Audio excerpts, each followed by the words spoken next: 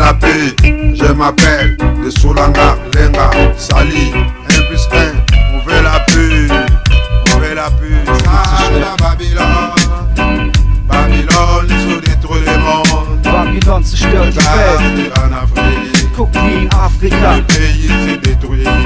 jedes Land wird À cause zerstört. de Babylone, Alles wegen à Babylon, cause de Babylone, alles wegen le Babylon. Congo s'est détruit. Der Kongo wird zerstört, Angola s'est détruit.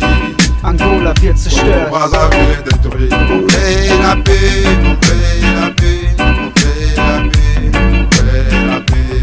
On est cri, on est cri.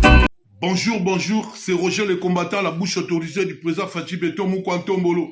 Aujourd'hui, je voulais m'adresser à toi, Vital Kamerhe, Kanyingi, Burundais Nilotique.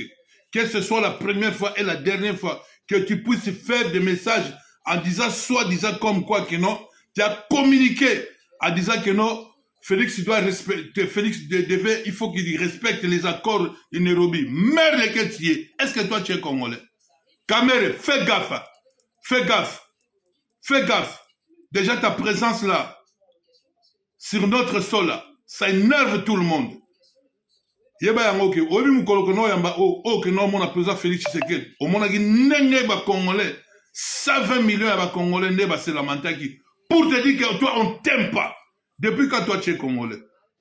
Toi tu fuis le président des étudiants burundais na kati ya République démocratique du Congo. On comprend? Tu as empoisonné 23 collaborateurs et président Fachi Beto Bakota Nsamabele. Yo, yom dolagi porte-parole. Il y a Hippolyte Kazembere Kanambe. Oh, ateka mboka na biso ba signal ba accord. Ba signal ba accord Yé Museveni Paul Kagame. Hein? Na 2013 ba teka mboka na biso. Oh ba pesa ba Hippolyte Kazembere ba signal ba accord pour na pesa ba Rwandais ba nationalité Yé moko Rwandais. Donc tout ça na kanda tout ça ngato débarrasser na bino yo okolobani et puis tala makono sal. Au Kendegi na este kuna. Au Korsi présent Félix comme quoi que non osa na vision na au Kei kuna tant au Kei kuna ba commerçant oyo ba na benga ba okala ko bonde la bango ba kotsa ba mbongo ba pesa yo.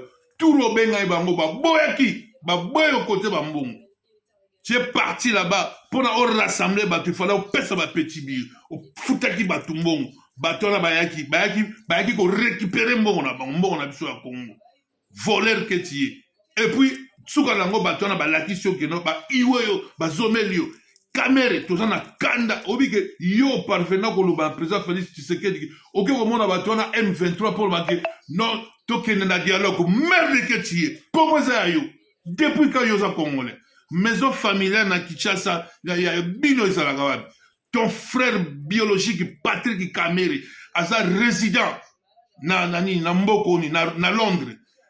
Aza résident dans Ron Patrick Kamerhe qui est ton petit frère biologique boza machouar nenge moko boza ba vilain nenge moko on se comprend le Congo c'est pas ton pays donc tu dois débarrasser éloigne-toi dans tout ce qui est les problèmes intercongolais et que ce soit la première fois et la dernière fois.